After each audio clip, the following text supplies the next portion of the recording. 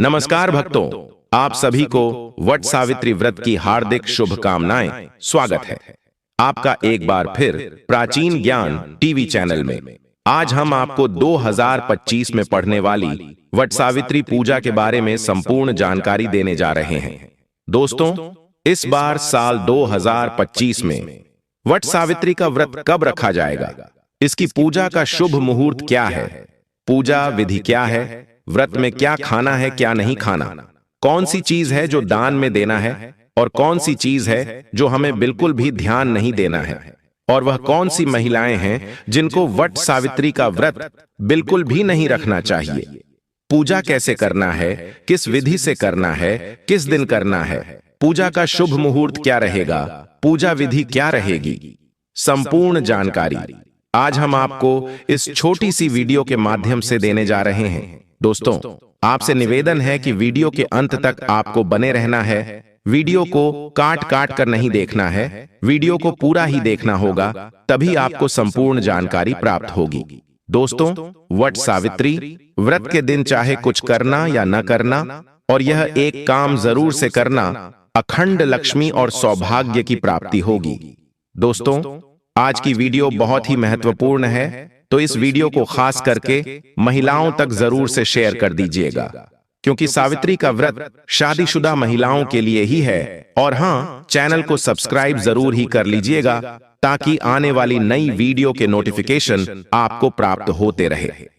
आज हम आपको वर्ष 2025 में पढ़ने वाले वट सावित्री व्रत की संपूर्ण जानकारी देने जा रहे हैं।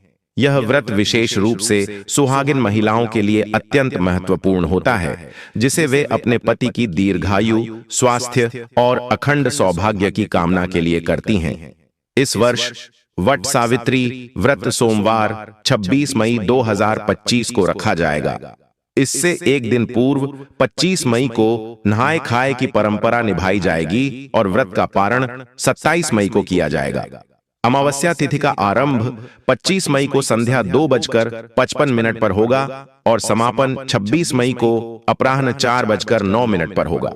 इस पावन व्रत में विशेष रूप से वट यानी बरगद के वृक्ष की पूजा की जाती है, जिसे देवी सावित्री का स्वरूप माना गया है।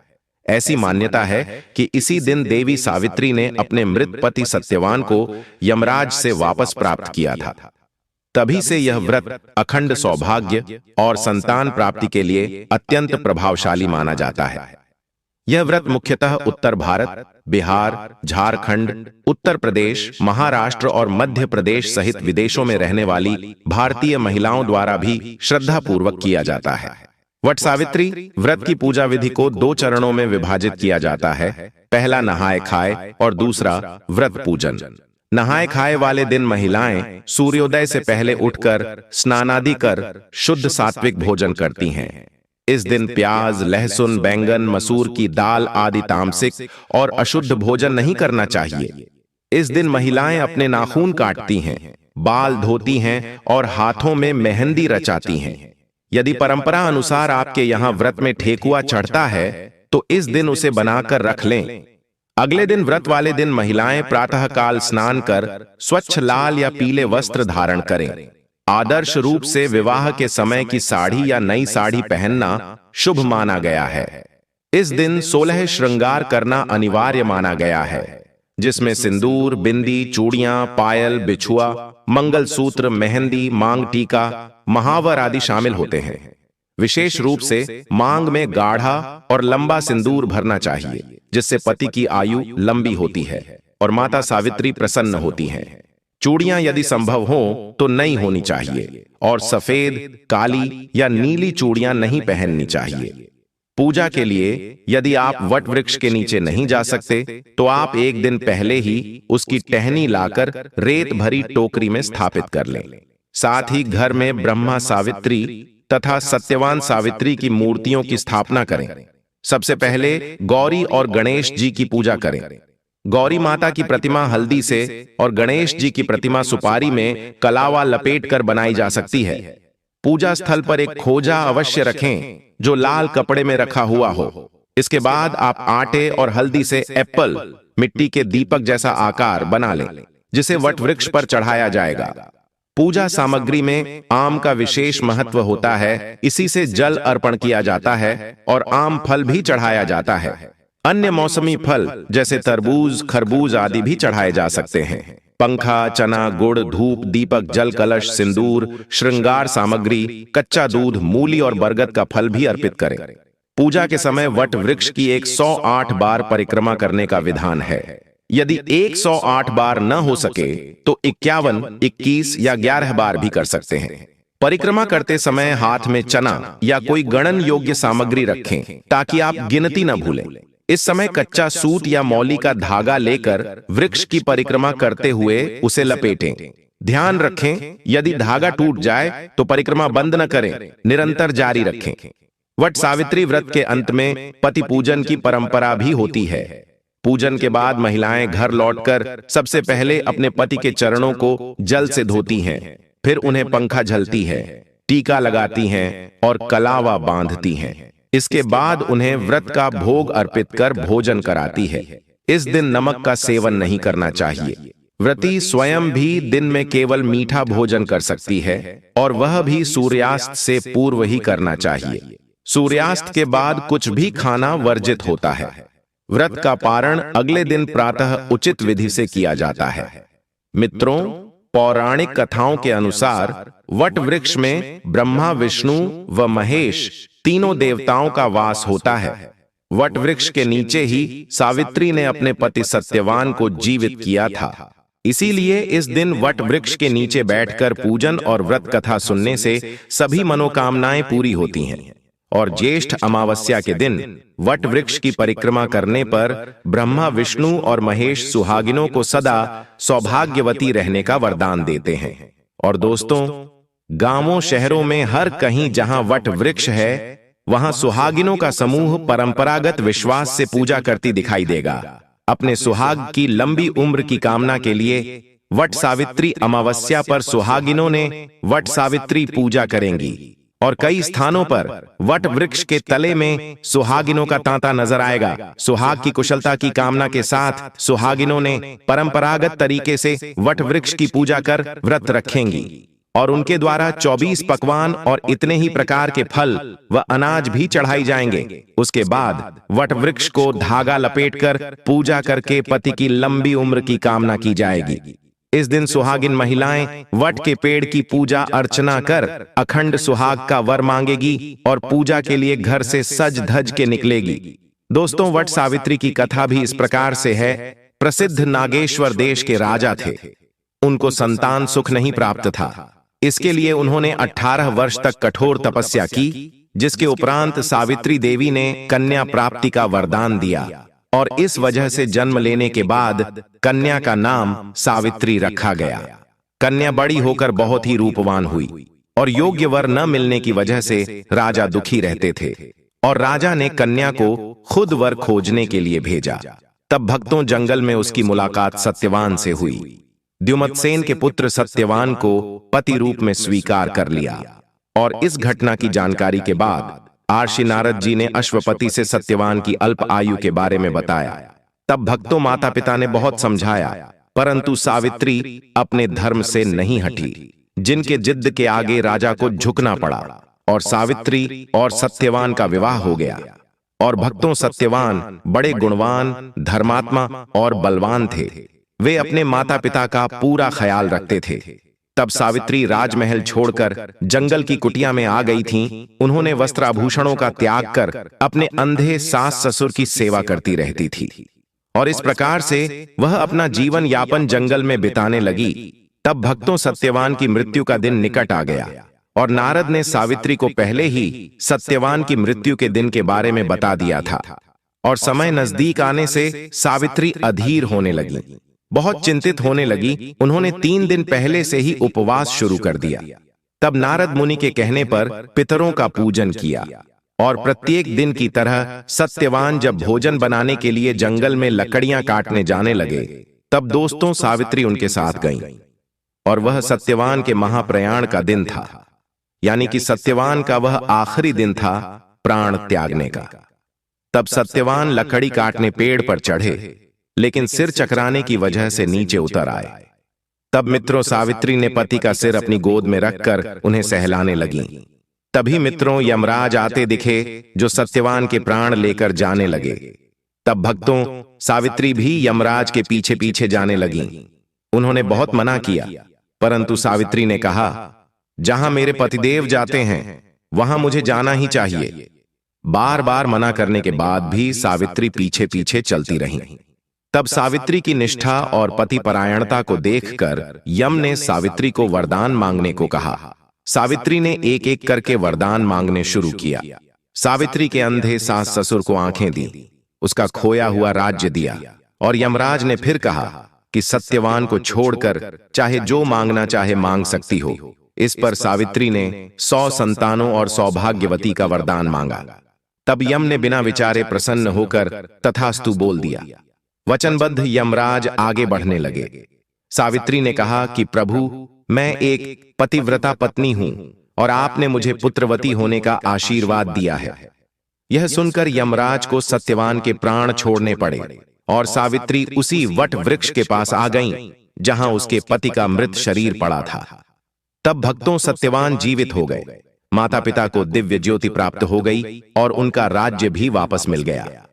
इस प्रकार सावित्री सत्यवान चिरकाल तक राज्य सुख भोगते रहे। अतः पतिव्रता सावित्री की तरह ही अपने सास ससुर का उचित पूजन करने के साथ ही अन्य विधियों को प्रारंभ करें और वट सावित्री व्रत करने और इस कथा को सुनने से व्रत रखने वाले के वैवाहिक जीवन के सभी संकट टल जाते हैं। दोस्तों, इस प्रकार से सावित्री व्रत की यह कथा सुनने मात्र से पति पर आने वाला संकट हमेशा के लिए टल जाता है और संतान सुख की प्राप्ति होती है। मित्रों, वट सावित्री में हम उपाय भी बताएंगे, मुहूर्त भी बताएंगे और कौन सी ऐसी गलती है जिसे नहीं करना चाहिए, किस महिला को पूजा नहीं करना चाहिए तथा व्रत नहीं रखना चाहिए और पूजा करते समय कौन सी गलती नहीं करना चाहिए, सावित्री माता को क्या चढ़ाएं और क्या नहीं चढ़ाएं। जानिए सब कुछ इस वीडियो में। ये 3 चीजें सावित्री माता को कभी मत चढ़ाना, साथ ही साथ वट सावित्री व्रत में ऐसे कपड़े भूल कर भी मत पहनना, इससे पति की मृत्यु हो जाती है। और जानिए वट सावित्री पूजा का शुभ मुहूर्त। मित्रों, वीडियो में आगे बढ़ने से पहले एक बार सच्चे हृदय से कमेंट बॉक्स में जय मां सावित्री अवश्य लिखें और वीडियो को लाइक कर दें। मित्रों, वट सावित्री का व्रत हर सुहागन महिला बड़ी धूमधाम के साथ मनाती है। ऐसी मान्यता है कि इस व्रत को रखने से पति की आयु लंबी होती है तथा लंबी उम्र की प्राप्ति होती है। अखंड सौभाग्य और संतान सुख पाने की कामना के साथ महिलाएं इस व्रत को करती हैं। दोस्तों, हिंदू धर्म में वट सावित्री व्रत सुहागन महिलाओं के लिए महत्वपूर्ण व्रत माना जाता है। पंचांग के अनुसार वट सावित्री व्रत हर साल ज्येष्ठ मास के कृष्ण पक्ष की अमावस्या तिथि को रखा जाता है और यह व्रत सुहागिन महिलाएं अखंड सौभाग्य और संतान प्राप्ति की कामना से रखती है। इस दिन वट वृक्ष और सावित्री सत्यवान की पूजा होती है। दोस्तों, वट सावित्री व्रत की पूजा में कुछ विशेष सामग्री की आवश्यकता होती है, जिसमें सावित्री सत्यवान की प्रतिमा और बांस का पंखा, लाल कलावा, धूप दीप और फल फूल, रोली सुहाग का सामान, पूरियां, चना, बरगद के फल, सिंदूर, जल से भरा कलश और रोली आदि चीजों की आवश्यकता रहेगी। और वट सावित्री व्रत के दिन प्रातःकाल जल्दी उठकर स्नान के बाद व्रत का संकल्प लें और सबसे पहले पूजा स्थल पर धूप दीप जलाकर सभी पूजन सामग्री एकत्रित कर लें और एक बांस की टोकरी में 7 तरह के अनाज और दूसरी टोकरी में देवी सावित्री सत्यवान की प्रतिमा रखें। अब वट वृक्ष के नीचे सावित्री सत्यवान की प्रतिमा रखकर सबसे पहले वट वृक्ष पर जल चढ़ाकर कुमकुम, अक्षत, रोली, पूरियां और बरगद का फल अर्पित करें। इसके बाद सूत के धागे को वट वृक्ष के 5, 7, 8 या 12 चक्कर लगाते हुए बांध लें। हर परिक्रमा पर एक एक चना वृक्ष में चढ़ाते हैं और इसके बाद हाथ में काला चना लेकर व्रत कथा पढ़ें अथवा सुनें। और मित्रों, पूजा के बाद भीगे हुए चने का बायना निकालें, उसमें दक्षिणा, श्रृंगार का सामान, वस्त्र आदि रखकर सांस को भेंट करें। दोस्तों, चलिए अब जानते हैं वट सावित्री में कौन कौन सी सब्जी नहीं खाना चाहिए और कौन कौन सी सब्जी खाना चाहिए और कौन सा फल खाने से व्रत टूट जाता है। वट सावित्री में क्या खाएं और क्या नहीं खाएं और क्या पीना चाहिए और कौन सा फल खाना विशेष और शुभ कार्य माना गया है, आज हम आपको विस्तार से बताएंगे। लेकिन आगे बढ़ने से पहले कमेंट बॉक्स में अपनी राशि जरूर डाल दीजिएगा। यदि दोस्तों हमारे पास आपकी राशि के अनुसार कोई उपाय होगा तो वह आकर हम आपके कमेंट का रिप्लाई में बता देंगे, ताकि आपको राशि के अनुसार फल प्राप्त हो। दोस्तों, राशि के अनुसार किया गया कार्य बहुत ही शुभ माना जाता है और माता रानी बहुत प्रसन्न होती है।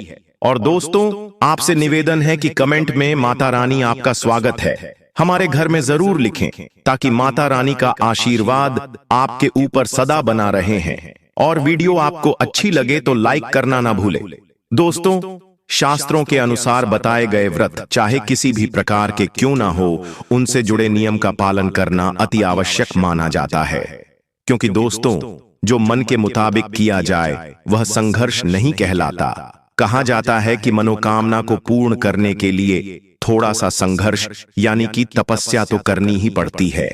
इसीलिए दोस्तों, ऐसी मान्यता है कि व्रत को पूर्ण विधि विधान से किया जाना चाहिए, तब आपको व्रत का पूर्ण लाभ फल प्राप्त होता है। अति उत्तम और शीघ्र दीर्घायु वरदान प्राप्त होता है। आपकी सभी मनोकामनाएं शीघ्र माता रानी पूर्ण करती हैं। ऐसे व्यक्ति को मरने के बाद माता रानी के चरणों में स्थान मिलता है। वह सदैव मां की सेवा करता है और ऐसा भक्त स्वर्गलोक में जाता है। इसीलिए हर शास्त्र यही कहता है कि सच्चे दिल से अगर आपके मन में ईश्वर के प्रति श्रद्धा हो तो बिना पूजा पाठ के ही सारा फल मिल जाता है। और अगर मन में ईश्वर के प्रति शंका हो तो उस मनुष्य को कई जन्मों तक सुख नहीं मिलता, वह नरक में ही भटकता रहता है। भागवत गीता में भगवान श्री कृष्ण ने स्वयं कहा था, दोस्तों, जो मनुष्य सच्चे हृदय से ईश्वर को पुकारता है तो उसका नाता उस शक्ति से जुड़ जाता है जिसे आपने सच्चे हृदय से पुकारा था। इसलिए दोस्तों, भगवान भी कहते हैं कि सच्चे हृदय से ही ईश्वर को पुकारो तो वह आपकी हर मनोकामना को पूर्ण करते हैं। भक्तों, कई लोग ऐसे हैं जो भगवान के सामने घंटों पूजा पाठ करते हैं तथा रोते हैं, फिर भी भगवान उनकी कभी नहीं सुनता। दरअसल जब आप सच्चे मन से ईश्वर को पुकारते ही नहीं हैं, तो भला वह आपकी पुकार कैसे सुनेंगे। दोस्तों, यह तो थी वो बातें जो भक्त और भगवान के बीच की हैं। अब हम जानते हैं वट सावित्री व्रत के दौरान क्या नहीं खाना चाहिए और क्या नहीं पीना चाहिए और कौन सा फल खाने से व्रत संपूर्ण और सफल हो जाता है।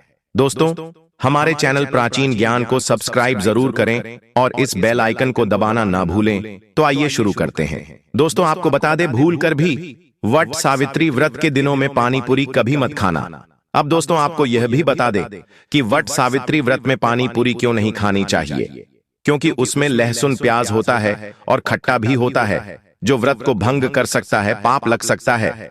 अगर आप वट सावित्री व्रत या शुक्रवार को खट्टा नहीं खाते हैं तो माता संतोषी आपको धन धान्य से मालामाल कर देती है, आपके घर में अपना आवास बना लेती है।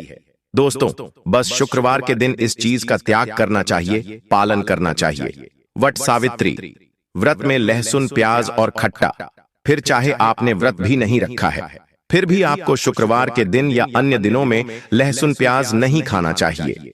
दोस्तों, वट सावित्री व्रत के दिन अगर आपने व्रत रखा है तो यह फल जरूर खाने चाहिए। दोस्तों, आपको बता दें कि शास्त्रों में बताया जाता है कि भगवान के भोग में सेब आदि जरूर अर्पित किया जाता है। अगर आपका व्रत है तो आपको से जरूर खाना चाहिए। केला, पपीता, तरबूज और मीठे अंगूर जरूर खाना चाहिए। इन फलों से व्रतधारी को शक्ति मिलती है और व्रत संपूर्ण हो जाता है। और शास्त्रों में बताया जाता है कि वट सावित्री व्रत के दिनों में केला जरूर खाना चाहिए। वट सावित्री व्रत के दिनों में केला का घर में प्रवेश होना बड़ा ही शुभ माना गया है। केला खाने से वट सावित्री व्रत का व्रत सफल हो जाता है, क्योंकि इसमें माता रानी और भगवान विष्णु का आशीर्वाद मिला हुआ होता है। वट सावित्री व्रत के दौरान से जो भी खाता है उसे दुखों का सामना नहीं करना पड़ता है। केला आपको जरूर खाना चाहिए। माता लक्ष्मी प्रसन्न होती हैं और आशीर्वाद देती है। दोस्तों, आपको बता दें कि वट सावित्री व्रत में तेल की तली हुई हरी मिर्च खा सकते हैं, लेकिन कम मात्रा में खाना है। व्रत के दौरान ज्यादा तीखा नहीं खाना चाहिए। भक्तों, व्रत में तीखा खाने से व्रतधारी की जो पेट की आंतें होती हैं उसमें जख्म हो सकते हैं। क्योंकि इस दौरान हम व्रत का पालन करते हैं तो हमारे पेट में कुछ नहीं होता है, इसीलिए हल्का खाना खाना सर्वोपरि है और उत्तम माना जाता है। व्रतधारी को रसीले आलू अवश्य खाना चाहिए। इससे हमारे शरीर में ऊर्जा की भरपूर जरूरत होती है, पूरी हो जाती है। आप आलू का पानी पी सकते हैं, रसीले आलू जरूर खाना चाहिए। दोस्तों, वट सावित्री व्रत में भिंडी की सब्जी जरूर खाना चाहिए, क्योंकि दोस्तों भिंडी में कई ऐसे पोषक तत्व होते हैं जो हमारी हड्डियों को मजबूत बनाते हैं। तथा वट सावित्री व्रत में बैंगन की सब्जी जरूर खाना चाहिए। लेकिन याद रहे, जब वट सावित्री व्रत में सोमवार पड़ जाए तो बैंगन की सब्जी मत खाना, पाप लगेगा। वट सावित्री व्रत में सब्जी में हरा धनिया जरूर डालना चाहिए। हरे धनिये से भी व्रतधारी को पोषक तत्व मिलते हैं। वट सावित्री व्रत में हरा धनिया अवश्य खाएं, इससे दोस्तों जो शुगर लेवल होगा वह कम हो जाएगा। और वट सावित्री व्रत में रिफाइंड का तेल और सरसों का तेल भूलकर भी व्रत के दौरान नहीं खाना चाहिए। मूंगफली का तेल और देसी घी और गोले का तेल खाना अच्छा माना जाता है। और दोस्तों, वट सावित्री व्रत में व्रतधारी को डिब्बा बंद लस्सी, डिब्बा बंद जूस नहीं पीना चाहिए। उसमें कई केमिकल मिले होते हैं जिसके कारण आपका व्रत टूट सकता है। जब भी आप फलों का जूस पिए तो याद रखें उसमें नमक डालें, नहीं तो व्रत टूट जाएगा। साथ ही साथ जूस में बर्फ भी नहीं डालना चाहिए। दोस्तों, आपको फलों का सादा जूस पीने से व्रत सफल होता है। दोस्तों, वट सावित्री व्रत के दौरान सिंघाड़े का आटा या कुत्तू का आटा खाने से पहले यह देख लें कि आटा पुराना नहीं होना चाहिए, क्योंकि दोस्तों पुराने आटे में कीड़े वगैरह पड़ जाते हैं जिसके कारण आपका व्रत टूट सकता है। क्योंकि यह छोटे छोटे कीड़े हमें दिखाई नहीं देते और आपके मुंह तक पहुंच आते हैं। ऐसा खाना मतलब कीड़े मकोड़ों का मांस खाने के बराबर माना गया है। दोस्तों, वट सावित्री व्रत के दौरान आप शाम के समय खाने में दही ले सकते हैं और आलू वगैरह खा सकते हैं। आलू के चिप्स खा सकते हैं, साबूदाने की टिकिया बनाकर खा सकते हैं और साबूदाने की खिचड़ी खा सकते हैं। आलू के पापड़ भी खा सकते हैं। दोस्तों, वट सावित्री व्रत के दौरान आप दूध पी सकते हैं जो आपको ताकत देगा। चाय वगैरह भी पी सकते हैं।